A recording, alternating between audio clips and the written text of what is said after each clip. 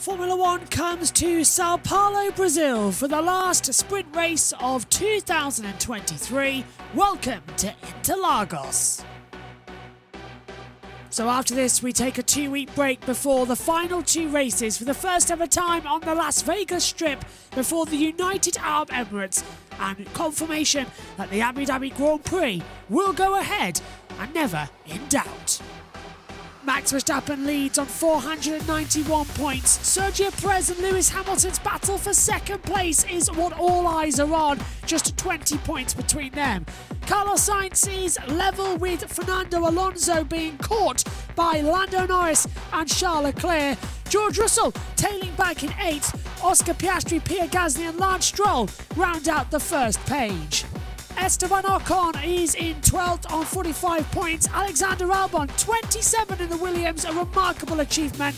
Bottas only on 10, a point clear of Hülkenberg, who's a point clear of Tsunoda. Danny Ricciardo getting his first points back in Formula 1 last time out in Mexico. Then it's same as Zhou Guan Yu. Magnussen on 3 points, Liam Lawson on 2, Sargent with 1, and still no points for Nick de Vries. And there won't be as he's back in Formula E. In the Constructors' Championship, Red Bull on 731 points. Mercedes now clear Ferrari in second, 371 to Ferrari's 349. McLaren are in a battle with Aston Martin, 20 points between them as Aston drop back to 5th. Alpine secure 6th. Williams clear of AlphaTauri for 7th. They're, though, in a battle with Alfa Romeo, level on 16 points. Haas joining the party, they're on 12. Let's take a look at the Autodromo Juan Carlos Palace as well. 2.667 miles, 71 laps ahead of us as well. 15 corners. In the dry it's challenging, in the wet it's unbelievable. This is a fantastic race. It's important to get a good run out the last corner then as you run uphill towards turn number 1 and 2, the Senna S. Hard on the brakes then, flick to the left, downhill, back on the accelerator as you come round the Curva de Sol, a long sweeping left-hander, down the back straight then towards Decina de Lago as well. You've got open up your DRS, slam on the brakes about 50 metres to go, flick the car into turn 4, use the exit curb a lot and then flat out up the hill as well towards Ferradura, 6th gear corner for turn number 6. Flick the car in towards the right, uphill section of the track, double apex as well, before you come into the Suma de boxes. Flew in now, keep it calm, round the oranges turn as well at turn 9 as well. Turn 10 as well, a little bit tricky to get right on the brakes as well, as you have to slam down all the way 2nd gear. Into Magula then as well as you drop downhill dramatically towards Junção as well. Up through 7th gear, drop down to 4th gear, flick the car in again to the left and then back up now towards the last corner. You're flat out, rising, 6th gear, 7th gear, 8th gear as well. Flat out with the DRS open as you come across the line. In the old days you used to cut across the pit lane entrance, now not needed to. And that is a lap of Interlagos. Hello everybody, a very warm welcome to the Drivers' Press Conference ahead of the FIA Formula One Sao Paulo Grand Prix.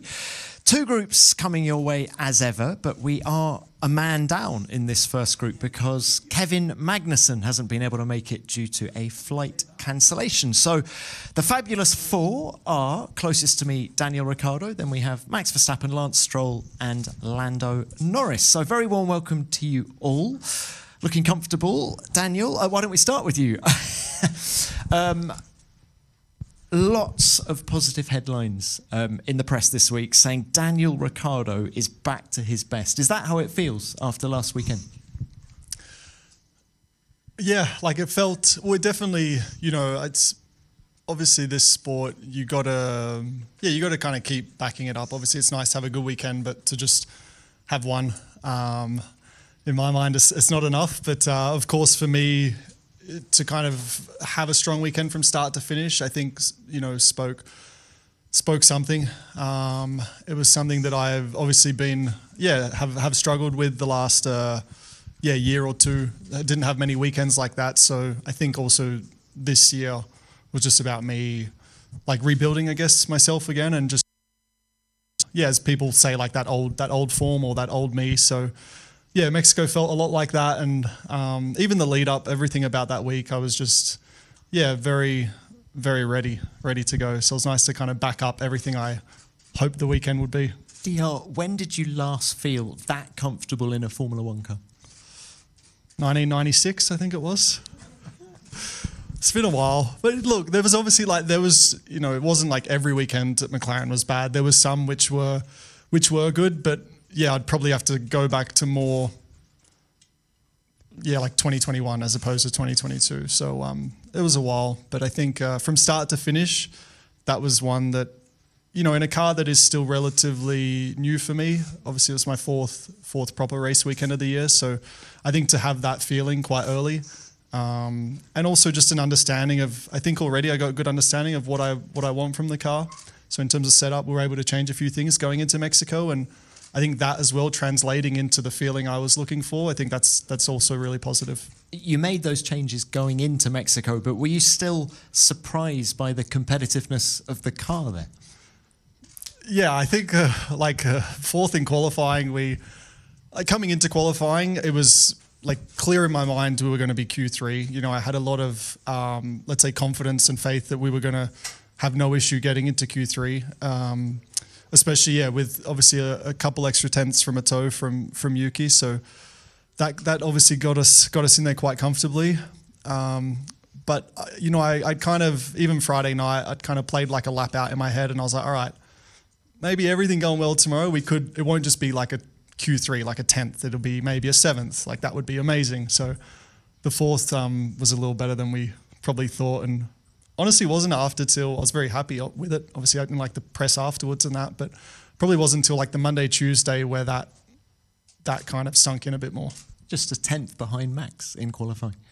Yeah, so I don't know what you want me to say. I was going to try and say something funny, but it was cool. I think, that was one thing I said, like fourth is great, but it's not like Max or Charles in that case, obviously on pole, was 8 tenths down the road. We were just over 2 tenths from pole. So I think that as well felt as good as the fourth, is that we were there. We were, competitive. All right. What about this weekend here in Sao Paulo? Well, as obviously positive and awesome as Mexico was, it's now, you switch the focus to this weekend, and it's nice coming into a weekend after a good result, but, we have to start, from scratch here, and in terms of, we got one practice session. I think we have a bit more confidence in, where to start the car with setup, but different track, different conditions. So, we'll come in with the confidence, but, definitely staying grounded. All right. Good luck with that. Thank you very much, Daniel. Max, let's come to you next. So, keep it a bit shorter, please. No. Are you going to win this weekend, Max? No. Maybe. Look, Max, after that record-breaking 16th win in Mexico last weekend, do you think it is going to be a little bit closer here in Brazil?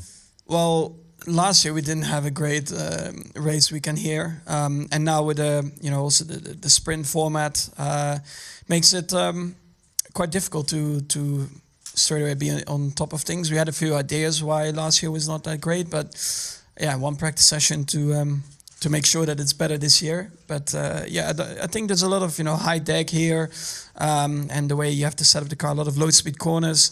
I don't think our car is particularly, let's say, amazing in the low speed corners. So I guess we'll find out. So a little bit apprehensive, is that what you're saying? Yeah, well, last year it was definitely not a great weekend, so we'll definitely have to try and do better. Now, you said in the past that you learn more from losing than you do from winning, and this is actually something I touched on with Christian Horner last week, but given that you've been so dominant this year, just tell us some of the lessons you've learned during 2023. a lot of different things, but it's every single weekend, you know, different things happen. Some weekends you learn more, some weekends you learn less. I mean, sometimes you hit the ground running. The car is unbelievable. You barely touch the setup of the car. Where sometimes you have weekends where it's a bit harder to get on top of things, driving wise, setup wise, and yeah, you might find out a bit more. You might learn a bit more in the race. Certain scenarios you learn more. Yeah, so we can go on forever, but every single weekend is different. Yeah, look, final one from me then. Away from Formula One, there's been an interesting merger in the world of esports. You're involved. What's it all about? Yeah, I mean, I of course got my own esports team, and of course Red Bull as well. So basically, we kind of merged for a few particular platforms. I think the most important one is F1 Esports. Will take over the performance side of things. So yeah, very exciting stuff ahead. I mean, yeah, I think we all have a lot of great drivers in the team. So putting that force together, I think, is very exciting, and hopefully, of course, we can do well. Are you going to race? Not in F1 Esports. I'm too slow. I'm too old. Okay, we'll leave it there. Max, thank you very much for that. Lance, can we come to you now? So, Mexico proved problematic for Aston Martin, and then, of course, neither you nor Fernando finished the race. What were the issues with the car last weekend? I mean, speed. We're just lacking speed in the corners. The high-speed corners. Everywhere. We just weren't very competitive last week. Were you caught out by it? Sorry? Were you expecting more? Were you caught out by the problems? Yeah, I mean, it wasn't what we were hoping for after a really strong race on Sunday in Austin. When we started from the pit lane, changed a few things from the car. Had a strong race on Sunday in Austin, finishing the points. Then going to Mexico, really struggling again. So not what we were hoping for last weekend, but we'll see what we can do this weekend. Well, have you got some ideas for this weekend? Do you think you'll be more competitive? I hope so. We have a few ideas for sure. I think a lot of analysis has gone into last weekend, coming into this weekend. So we'll see how we go. Lance, it's been such a topsy-turvy season for Aston Martin. If you took the car that you have now back to Bahrain, would it be faster or slower than at the start of the year? I don't know. It's a good question. I mean, we started the season really strong. Always kind of fighting, finishing in the top 5. And, coming into Bahrain, we were, second kind of quickest car. But it's, been more challenging lately, so it's a tough question. But, Formula One's a development race throughout the year, so I think there's no doubt, teams have improved. It's a relative game. No one has the same car that they had at the first race of the season. So tough to say, but yeah, good question. All right, we'll leave it there. Lance, thank you very much. Lando, let's go to you now. T-minus 2 weeks for you before the Netflix Cup, just prior to the Las Vegas Grand Prix. Are you in good shape on the golf course? Nope. I played yesterday here in Sao Paulo, but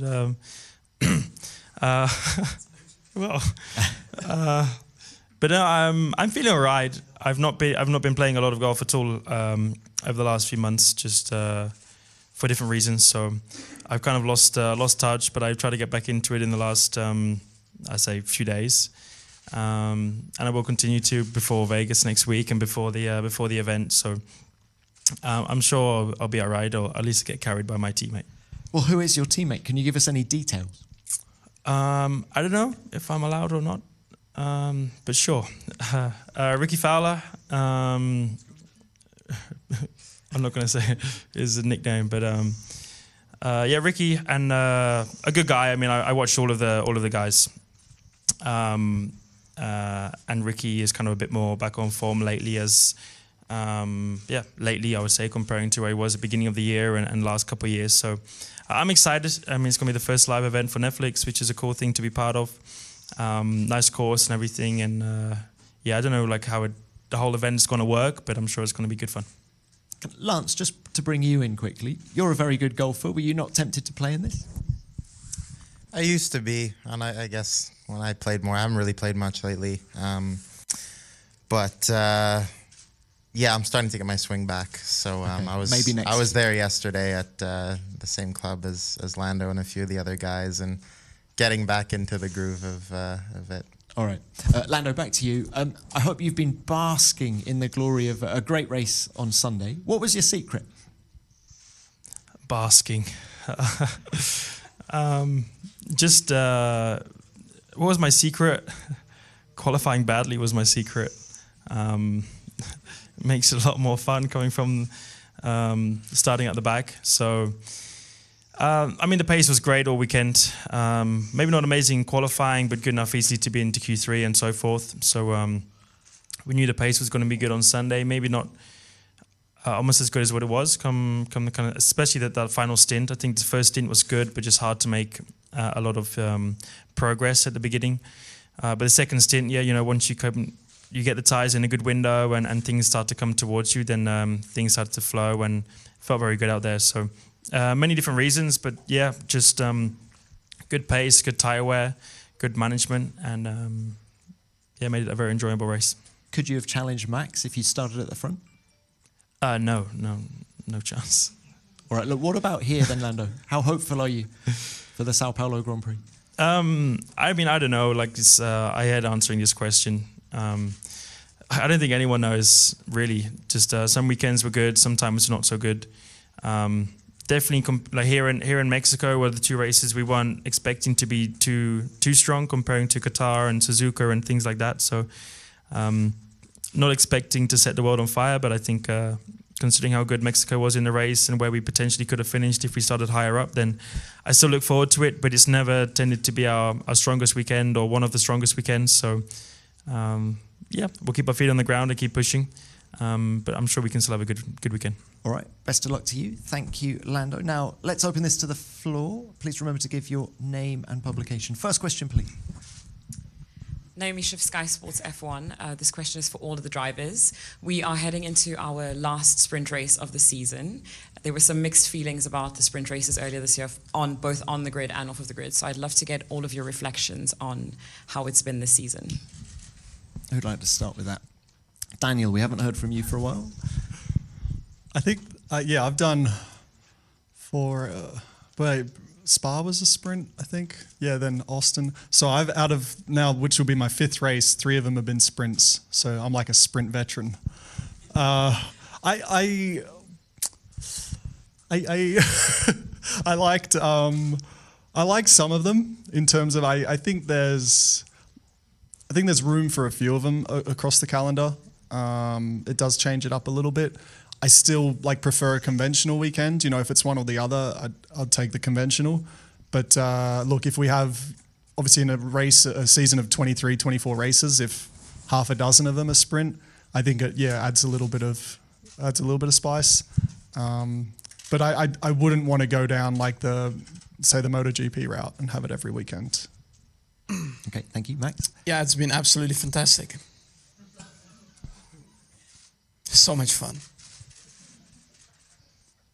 Would you care to I elaborate? get so excited by having a sprint again. Big fan. I'm all for it. Anything more? Okay. Lance, please, your thoughts? I don't mind them. I think it's exciting every time you get in the car. There's something to fight for, and more action for everyone kind of watching back home too. Sometimes I felt like last week, after having the sprint in Austin, and then going to Mexico and kind of having that, more normal weekend, I felt like there was a lot of practice and just, Friday was a long day, and Austin was kind of just full on, every session, just like I said, something to fight for. And yeah, I think it was a much more kind of exciting weekend than Mexico. So I definitely think it spices things up and makes it interesting for everyone watching at home. Lando, please. I'm in the middle. I've always liked the normal race weekends, to be honest. So if I could just choose, I'd just go back to having that. But the reason is for the fans and to put on more of a show and things like that. I like the challenge of just FP1 qualifying. I think it's better. I think it's, for me, more enjoyable, more of a challenge for the engineers and for us as drivers. So if we just had FP1 qualifying and a main race, Saturday, Sunday, it'll be nice. 2 days. So yeah, I think that's maybe the only thing, but it's not my choice, so it doesn't matter.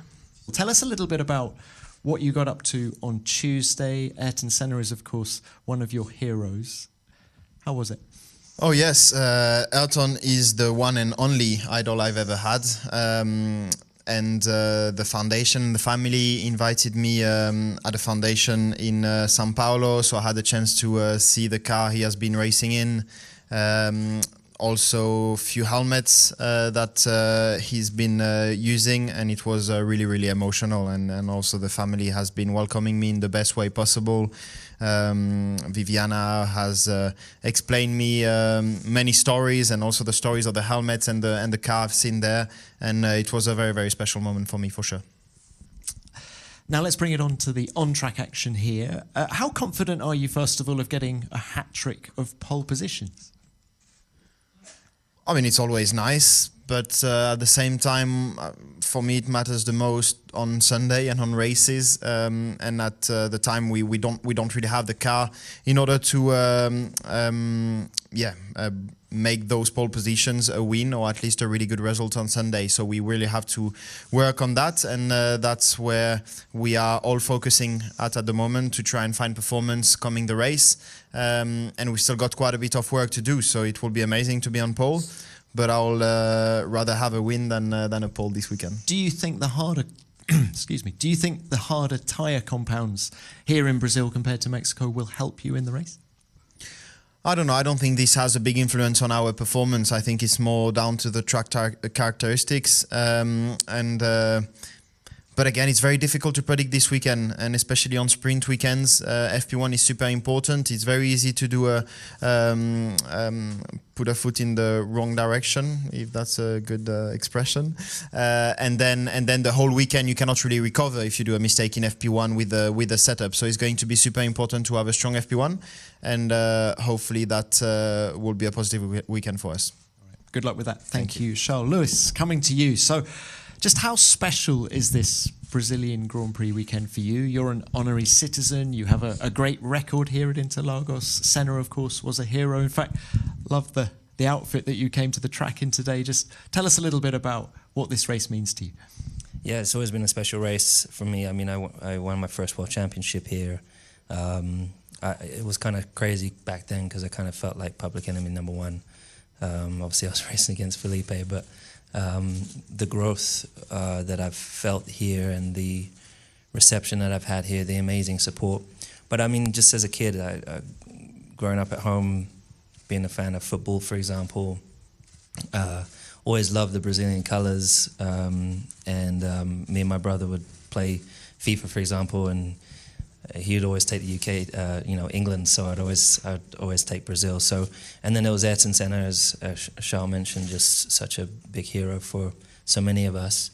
And when you come out here, you really feel his presence. And it's just such a beautiful culture. And the track is iconic. You know, they don't build circuits like this anymore. So it's a race that I think all the drivers really love.